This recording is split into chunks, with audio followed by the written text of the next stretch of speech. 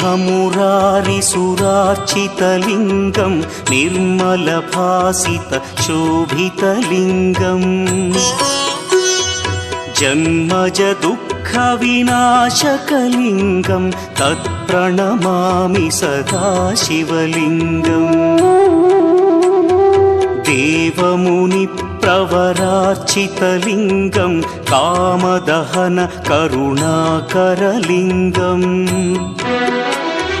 रावणदर्पविनाशकलिङ्गं तत्प्रणमामि सदा शिवलिङ्गम्